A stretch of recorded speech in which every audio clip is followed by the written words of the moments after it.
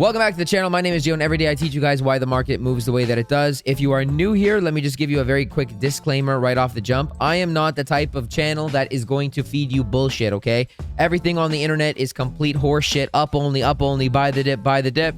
I'm not that person. I keep things very objective. I'm a very technical trader. I do not care about fundamentals, and I have no emotion towards anything that I'm going to be discussing in this video. Because, frankly, I'm a trader and I don't care if it goes up or down, okay? So, I'm going to give you a complete market recap in as short as time as possible because your boy's had migraines for 4 days now, and but I don't want to leave you guys in the dark. Okay, let's start with USDT dominance. USDT dominance, I am the only other creator that's been talking about it that I know of anyways, and I'm going to tell you guys some things that you might not like, but I got to tell you, you got to know them, okay? USDT dominance has been bullish. We've talked about it on the channel and how it's the most important ticker. We talked about this SFP right here. We talked about actually this high time frame SFP. We talked about that. We talked about how you had the break, the retest, and the confirmation, the continuation rather.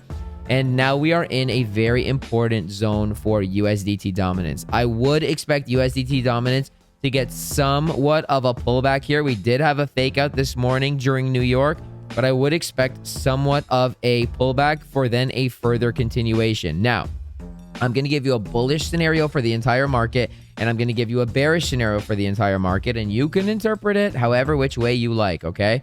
Let's make it very simple with dominance. You have the SFP. The way that I trade, when you have an SFP of the low that, or in this case, the high that failed to take the low is your target. In other words, the target here is 6.78%, and we're only at 5.21%. That is very, very bearish. That is very bearish, okay? If dominance continues on the rise, your alts and Bitcoin is going to get absolutely destroyed, even more so than they're getting now, okay? So, what's the situation currently with dominance? If dominance has any chance to roll over, it's got to be from here, okay? So keep your eye on dominance. I'll keep you guys updated on dominance. I do bring up dominance a lot on Twitter, so make sure you're following me on Twitter. The link for my Twitter is in the description down below, because I do, from time to time, post important things over there. But I would suspect dominance to kind of chill out here if the market is going to chill. It doesn't have to, but if it's going to, it makes sense for some form of rejection, potentially getting an SFP of these equal highs. So if I were you, by the way, this is not financial advice. If I were you, I would put a horizontal ray on this high right over here, 5.52%, put an alert. We're probably going to SFP that. The market might decide to chill out at that point, in which case we would just be expecting a higher low for a higher high, okay? I can get rid of the yellow, all this stuff. Like I said, New York faked out dominance today. So all you're looking for is a higher low, higher high on the red. Okay, so your red pull is like this. Oh my goodness, I really need to clean this up. Your red pull is like this, right? Where you have low, high, higher low, higher high, higher low, higher high. You're simply just going with the trend. You're expecting higher low, higher high, wherever that may be.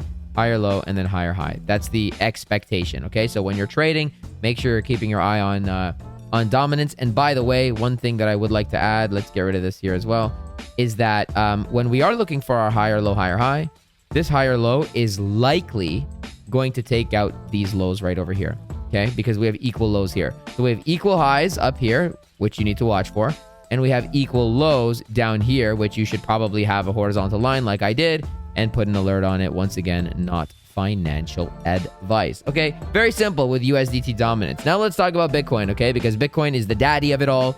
Let's talk about Biddy.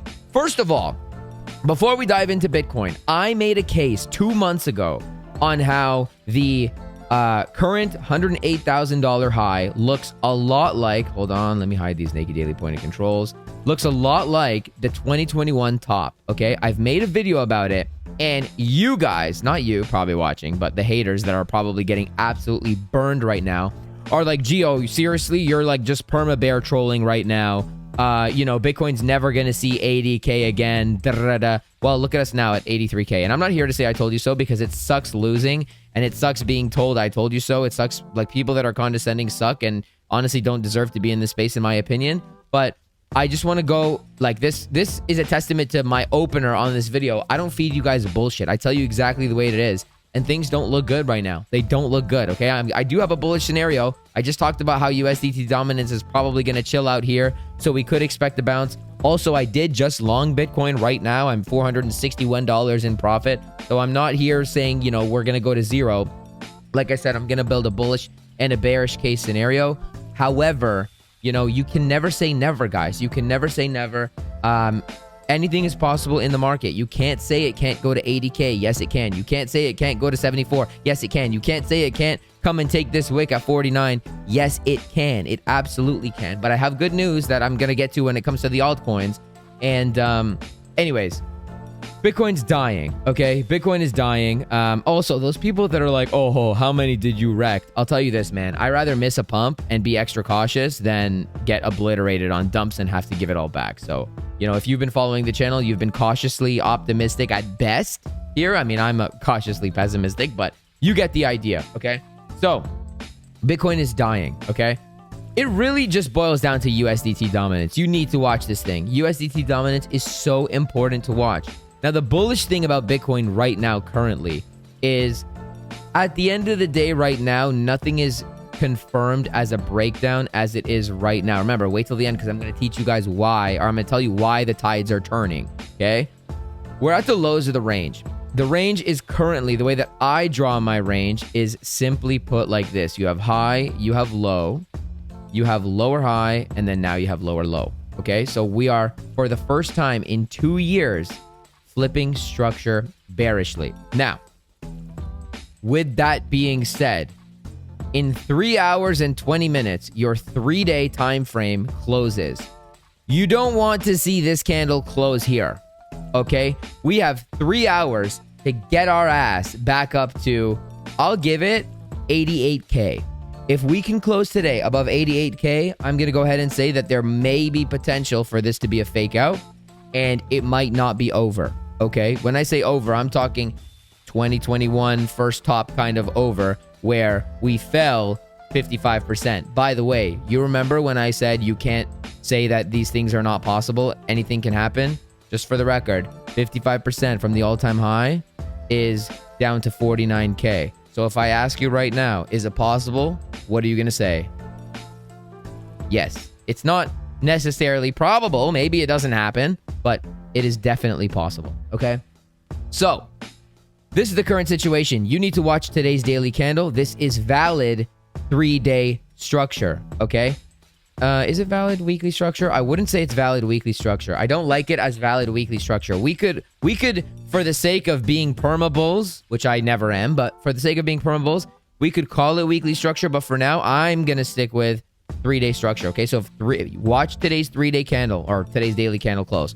If it closes above 88K, anywhere above 88K, maybe even 87.5, I'll give it a little bit of wiggle room, then I think it might be okay. Things might be okay, okay? If it doesn't, then we're going to have to reconvene on a different video. Hold on, I'm just checking my positions. I got to make sure that we're good because some of these are in really, really nice areas, okay? Which we're going to go over again for the bullish scenario. So, that's Bitcoin. I just longed Bitcoin, as I mentioned. Why did I long Bitcoin? Well, very simply put, we had a 6-hour order block right here on the lows. I did let the Nexus know, and we had a naked daily point of control in that order block, which we almost hit perfectly, but these levels you're not going to get ever exactly anyways. So currently I'm up $1,000 in the last, I don't even know, since I started this video, 20 minutes, okay? Took the long on Bitcoin. What's going to happen after that? I don't know. This is not a scalping video. This is more of a macro video. Now, let's talk about why the tide is turning. For those who have been around on the channel, if you recall, I have been labeled a perma-bear. The reason I was labeled a perma-bear, and I made an entire video on it called My Response, so go check it out, is because I appear to always be in a short and not in longs. And the reason for it is because they don't give me the longs. You guys gotta understand, I am a very particular trader. I wait for confirmations. I'm a very patient trader. If price doesn't do exactly what I want it to do, then I don't take the trade. And I've talked about how price action is so shitty all the time, or how it's been tail as old as the bull run, right? Where, for example, I'm never in my life going to long this. I'm not a trend line trader. Okay, I'm not gonna, if there's all this liquidity, I'm not gonna long that, right? And then that seems to be the move that goes to the upside. For example, over here, sorry for flip-flopping. right over here back in November when the whole Trump fake pump happened and, you know, we were getting all that and then we continued higher. I'm never going to long this. Never in a million years am I going to long this. They need to sweep some liquidity for me to long. That's the way that I trade, right? And that's tale as old as the bull run. I can show you examples, literally the entire bull run on how they do this. This was a great example back in July, another Trump event where I did this. Like, I'm not going to long this. Unless I'm super scalping, I'm never going to long this. So why am I talking about the tide turning? I already just went over how for the very first time in over a year, first time since January of 2024, the daily time frame is at risk. Remember what we're watching today's daily close. The daily candle is at risk to, our daily structure rather, is at risk to flipping bearish for the very first time in over a year. I told you, it's been up only for a year with zero retracements. We are literally at risk now for the first time.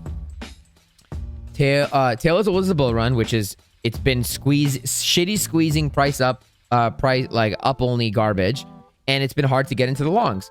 And for that reason, I've been labeled a perma bear because I get excited when the market goes down because I'm in a short. I've been better since the last year. I've gotten a lot better since that whole thing happened now. But the tide is turning. And what do I mean by the tide is turning? By the way, these were all positions that were taken in the Nexus, just saying, and then this long over here. These are some shorts that they didn't give us, but that's my point. The tide is turning. They used to give the shorts very easily. You would never catch me not in a short because shorting was so easy. And those were the trades that they gave me. And like I said, I am a very particular trader. I need to see exactly what I want to see for me to get into a trade. This move to the downside has done exactly what I hated about the entire move to the upside, except in the other direction. It's left monumental liquidity behind, right? And I can't short and I can't short that, right? I can't short that. These equal highs, I can't short that. I'm never going to short that. I need to see these highs get taken. So earlier today, while we were looking for shorts above this wick, because we never took that high, I'm not in a short. I didn't get this short right now. Okay? This whole squeezing down, I'm on the 30-minute time frame. If I come on the 10, this whole squeezing down this, I'm never going to short this. I can never short that. Just like I could have never longed it on the way up. I'll never short that. So the tide is turning because what was once, I can never get into some good longs. And don't say, I'm not going to say never, right? I just didn't, we were looking for shorts. I knew we were coming to 89K. It was very obvious. But I didn't think that we were going to come in this way. And I definitely didn't think we were going to come based on this price action where they just gave free money to the bears for the first time in over a year. So the tide is turning because what used to be easy shorts to get in are now hard shorts to get in from what it appears. And the longs seem easier to get in now, but then they don't ever hit their targets, as you saw by my recent positions from this week. Now, don't get me wrong. We definitely take profits because we've been in round trip city. And by the way, 96K, since we've been in the 96K area, Bitcoin has been an absolute nightmare to trade. This is the worst that I've ever seen any asset ever, is this price action that we've had over the last month or so. Okay. But the tide is turning. The tide is turning, clearly. So I'm looking for shorts. I'm looking for longs. I'm going to take longs and I'm going to take shorts every single day. We also had an Ethereum short, which we're going to talk about in just a moment. We had an Ethereum short last night. I gave to the Nexus. I did close it because, you know, we had some bullish we had a bullish idea here. We longed down here as well. So being a scalper, sometimes, you know, I close my positions because we've been in round trip city. But anyways, I'm kind of going on a tangent now. Here's what you need to know about Ethereum and the altcoins, okay? I've been very clear, I've been very vocal about wanting a capitulation on altcoins. We've talked about that before. I made a video on YouTube. If you were on Twitter, then you probably saw it. You maybe saw the link, but I never released the video, okay? I never released it. I was on vacation. I made a video called The Capitulation, and I made a video talking about how I wanted a capitulation 2.0, okay? This was the video. Here was the video. Okay, let me show you the video. Oh, all right, I guess.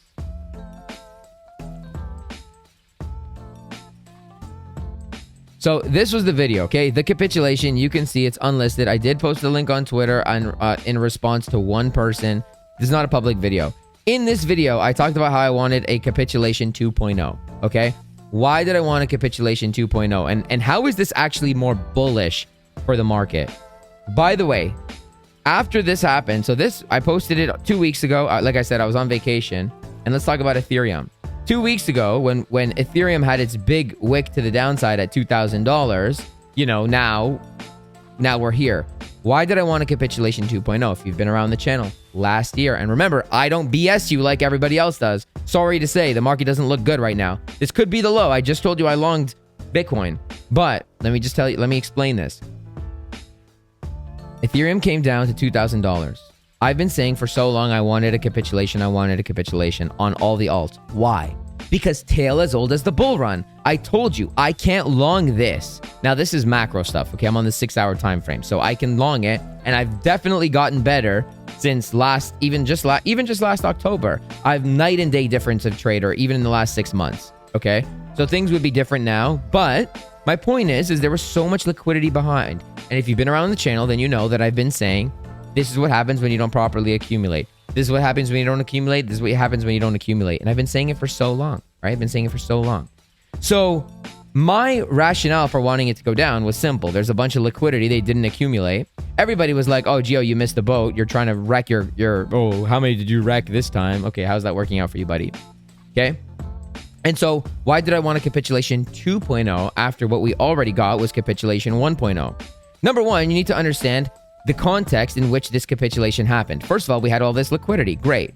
Now you might think, okay, well, the liquidity is taken, right?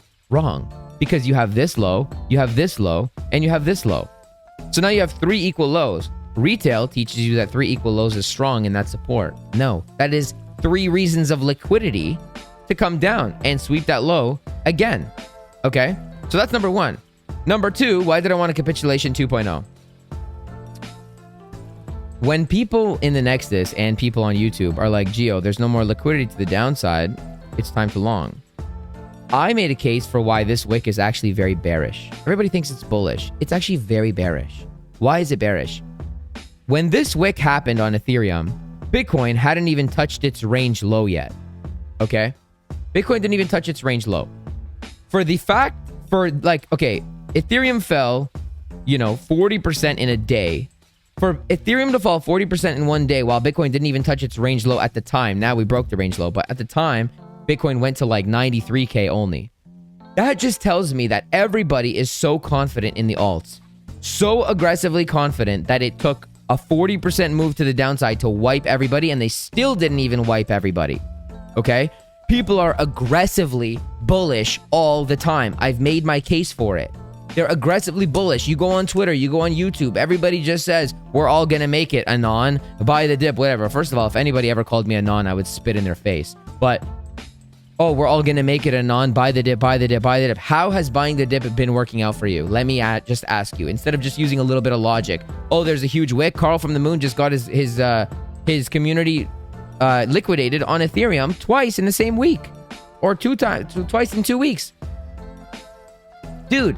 So this wick is not bullish to me at all because it just shows me that how over leveraged everybody is. This time is so everyone's like, oh, the sentiment and the adoption and nobody's here yet. You guys got to understand Google Trends or whatever. Meanwhile, I've been saying for a year, everybody's in crypto. Everybody knows about crypto. The president of the United States dropped a meme coin. What are you talking about? Anyway, so this is just like how aggressively bullish everybody is. And I'm like, yeah. I want capitulation 2.0. But let me talk to you about capitulation 2.0 and why it's actually more bullish that this is happening. I don't know what's going to happen with Ethereum, but we're going to use Ethereum as an example. First of all, you can see here, guys, there's no perma bull, there's no perma bear. I take the charts as objective as possible. I just told you I longed Bitcoin. I did also long ETH. I did also long Solana. Solana's been getting absolutely decimated. It's pretty crazy how some of these coins are in green today. But anyways, not the point. The point is all emotion aside, why did I want a capitulation 2.0 in the grand scheme of things? And at the end of the day, it comes down to the same thing that I said in the last range for Ethereum. This is what happens when you don't accumulate. So when you have a capitulation 2.0, you actually give your asset a chance to accumulate. What does an accumulation look like? Well, you have a range formed. Okay, so here's your range, right? You have your range high, you have your range low. I think everybody can agree that this is now a range, right? That's your range. What does an accumulation look like? Well, you have your first tap of your range low. You come and you take the second tap of the range low, right? So by getting capitulation 2.0, it doesn't need to be as dramatic. By getting capitulation 2.0, you're giving Ethereum a chance to properly accumulate. Everybody's talking about why Ethereum is not at all-time highs and Bitcoin hit all-time high and Ethereum's dead, Ethereum's dead. Ethereum's not dead. It just didn't accumulate. Didn't properly accumulate, right? So if we do continue down on Ethereum, not only will you be taking these 3 equal lows, which I do think we're going to do, and I do think is very bullish, by the way, if we do it. I'm looking to go gig along on Ethereum. But you give Ethereum a chance to properly accumulate. Now, it's not going to happen right away. I don't think we're going to bounce back up to 100K within, like, you know, the month. Like everybody thought January, February, March is going to be so bullish. I don't think so. I think it's going to take some time. And I think that no different than the 2021 top, like we talked about 2 months ago and like what we're bringing up again here today. Look at what happened. You came down, you spent the good amount of 2 months at the lows. And what did you do at the lows? You formed a range and you properly accumulated before getting that next move to the upside. Okay. So is there cause for concern? Do we need to panic here? No, I don't think we need to panic here at all. I think that it's healthy that we're down here. And to be completely objective with you, I think you should panic if it didn't do this, right? If it continues up only, that's when moves like what happened on Ethereum happens. And if you're long-term bullish on Bitcoin, you should be like ecstatic that it's doing this, and you should hope that it goes down lower. Now, for the record, we do have some nice swing long areas at on Bitcoin. My favorite area is 74K. I don't know if we're gonna make it to 74K though, because a lot of the time, you know, these levels get front run, which has been happening this cycle. I'm not dismissing it. Yes, it can go to 74K. And as I mentioned earlier, yes, it could even go to 49K. Okay, you can never say never. I never say never. And that's why I'm usually on the right side of the markets, right? But understanding it's not going to probably go in one shot. It's probably going to take some time. And I think the best case scenario for Bitcoin would be to range here. Maybe we, you know, range between here and the low 90s or whatever. We'll see. You know, we'll see how it develops, right? Remember, we're watching today's daily candle, and I'm long. So if this is the low, I'm all good for this to go and fake everybody out and go to the all-time high. But is it probable to necessarily do that in like a day or two? I don't think so. I think that maybe we get a big wick like we had, and then we range here, and then we'll have to wait and see. But the point with Ethereum is that Ethereum has 3 equal lows right below the range low right now. And so if Ethereum decides to continue to form a larger range, right now we're in the golden pocket 786 area. There's nothing else to say about it because of this wick. There's nothing in this wick. In the event that we were to come up here and potentially bounce off of here, which I'm looking for shorts, and then we just form a larger range like this, this gives Ethereum a very good chance, a nice opportunity to actually accumulate and then potentially get that next large move to the upside, because Ethereum never got that here. And in my opinion, that's why we never went to all-time high. That's why everybody's so disappointed. It's not because ETH sucks and its fundamentals and whatever. It's because it didn't accumulate, like I was saying a year ago. Okay? And so, I mean, look, at the end of the day, the market's going to do what it's going to do. It doesn't matter what I think. It doesn't matter what you think. It doesn't matter how bullish or how scarce you think Bitcoin is. Doesn't matter. It's going to do what it's going to do, and everything is possible. So, you know, I will continue to give you guys updates. Like I said, I did go long. I'm a scalper. You know, I long and I short every day. I'm going to start doing Nexus trade recaps on every Friday of the week, so that, you know, we can go over the trades that we took in the Nexus, the winners, the losers, the good, bad, the ugly. But yeah, that's the situation on Bitcoin right now. Everybody is very, very bearish right now. And for the first time, you guys know, listen, you know, I'm telling you, the tide is turning. You know that I've been saying everybody's so bullish. Everybody's so bullish. And people on Twitter are still bullish, don't get me wrong, but it's not nearly how it was. I'm going to tell you a little story before we wrap up. I made a video the other day and I scrapped it, but I'll tell it to you now. People, when it comes to like how bullish everybody is all the time, right? I told you, all I see is people are making videos, creators are making videos talking about how everybody else is so bearish and how that's so bullish. And then they say, buy the dip, buy the dip. Meanwhile, Trump's son and fucking Ronaldinho from Brazil is like posting buy the dip. Like, man, this is like the most easy top signal ever. But anyway, my point to this whole thing is me, someone that is completely emotionless. You got to understand, I don't have huge bags in crypto. I don't care. I'm probably going to buy Ethereum, by the way. I am looking to buy spot ETH below the lows. I am absolutely looking to do that. You know, sub 2000, I will buy spot ETH. But I'm thinking 17, 18, 19s. I will buy it. But for the first time, for somebody that is not emotional towards any of this, I don't care. I don't have a bag that's hurting. You know, I have a network. Yes. I have a following. Yes. It doesn't serve me any purpose to shill you up only like it does to the other creators. That's why they shill you up only, right? Nobody has a clue. It seems like nobody has a clue and they just like live off of your pockets, right? That's why I said in the beginning, hello, I'm the one that keeps it real with you. You know, this is not the channel that's going to feed you up only garbage. But it seems like to me, somebody that is so emotionless to the market, now I'm at the point where even I'm like, yo, how is it still going down? And when I was a permabull in the last bull run, which is why I'm not in this one, because I learned my lesson like a grown-up, right? I'm aware of what can happen. I learned from my mistakes. Last cycle, when I was only longing the green dots and I was doing a horrible job and I was losing all my money, I remember going like, how is it still going down? I'll be like, Ethereum just dropped, because Ethereum was my main. Ethereum just dropped 30%. How is it still going down? I remember saying that like so many times. How is it still going down? Now, I'm not like, how is it still going down? But I'm like, just kind of like nonchalant chill. I'm like, dude, how is it still going down? Like, we've had literally 0 retracements now. There's no doubt that we're overextended to the downside now in terms of like, you know, decent time frames, 4 hour, 6 hour, daily, perhaps even. But I think for the first time now, truly for the first time, the market is exhausted. I'm saying like, it's not funny anymore, right? Like the people that are on Twitter, the people that are always permabulls and they're posting the memes and whatever else, which memes are for children. I don't know why grown men are posting memes. But anyways, they're, you know, the jokes about, oh, you still have money to buy the dip, and like the guy that's on fire and he's like, everything's okay. I think that now it's getting to the point where it's not funny anymore, right? It's actually like, it's like, okay, seriously, like it's not a joke anymore, you know, it's not a game anymore.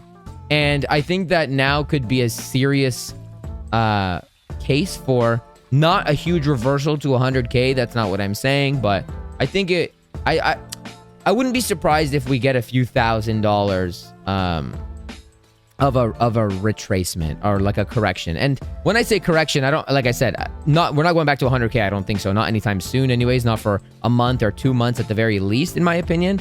But a correction would even constitute a range as a correction. Okay. A consolidation is a correction. And no different than how I recently learned that a consolidation on the way up, like I'm here saying Bitcoin's had 0 retracements for 2 years, right? And it has had 0 retracements for 2 years. This is a consolidation, but this you could call a correction. I've learned that recently. Like corrections don't have to go down. They can be sideways, even though they're stupid to be sideways. But again, it's not up to what I want or what you want. What is what is. And I think that now for the first time, people are like, okay, they're actually getting burned now. Like the confidence is really starting to get wrecked now. Like it's to the point where it's not funny. You know how pain is funny? It's not funny anymore to these people. I feel like, right? I'm not involved in it. I've learned my lesson. Like I said, I didn't miss any boat, by the way. Like I just said, I'm going to buy ETH sub 2000, right? Or I might buy some now. Who knows? But my point is, now is the point, I feel, where it actually is really starting to burn. It's really, really starting to burn. And I think that people are now going to be afraid that Bitcoin may fall to the 77K CME gap or 74K or even potentially lower. And the alts people will capitulate their alts. You know, I wanted capitulation 2.0.